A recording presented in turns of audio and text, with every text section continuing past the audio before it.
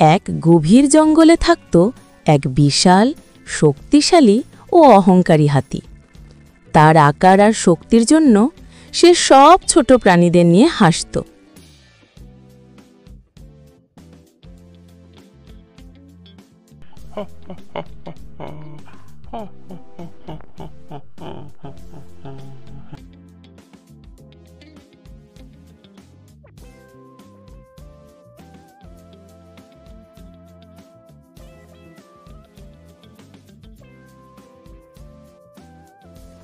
একদিন নদীর পথে হাঁটতে হাঁটতে সে দেখতে পেল ছোট্ট এক ইঁদুর পথের মাঝে দাঁড়িয়ে আছে।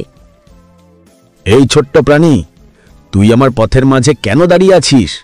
জানিস না আমি জঙ্গলের সবচেয়ে শক্তিশালী প্রাণী? আমার এক পা পড়লেই তো তুই শেষ। মহারাজ, আমি ছোট হতে পারি, কিন্তু ছোট বলেই তো ওকেজো হব এটা ঠিক নয়। একদিন হয়তো আমি আপনার উপকারে লাগতে পারি। তুই আমার কাজে লাগবি? কি হাস্যকর! তোর মতো ছোট্ট প্রাণী আমার কি সাহায্য করবে? এই বলে হাতি ইঁদুরকে তুচ্ছ করে চলে গেল।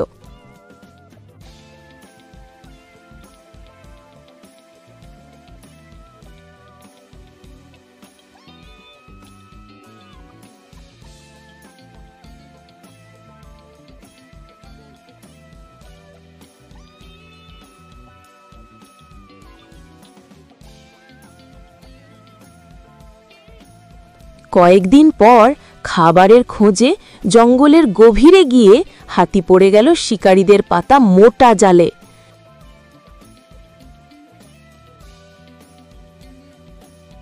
যতই চেষ্টা করল জাল ছিঁড়তে পারল না।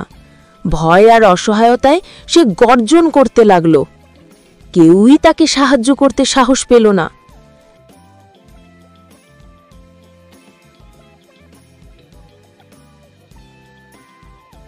ঠিক তখনই সেদিকে এসে হাজির হল সেই ছোট্ট ইঁদুরটি।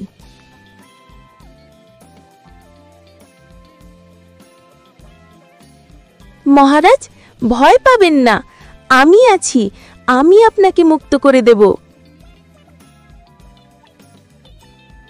হাতি বিস্মিত হলেও কিছু বলতে পারল না। ইঁদুরটি নিজের ধারালো দাঁত দিয়ে জালের দড়িগুলো কেটে ফেলতে শুরু করল। এক এক করে গিঁট ছিঁড়ে পুরো জালটাই নষ্ট করে দিল।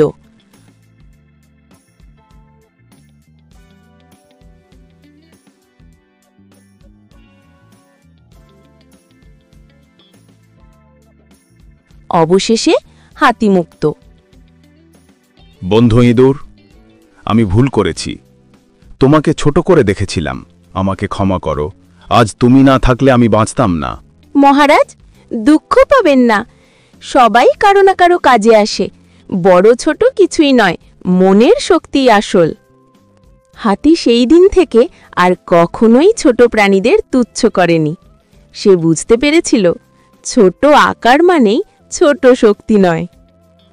গল্পের শিক্ষা: ছোট মানুষ বা প্রাণীকেও কখনো তুচ্ছ মনে করা উচিত নয়। দয়া আর সহায়তা করার জন্য বড় শক্তির দরকার হয় না, মনের শক্তিই যথেষ্ট।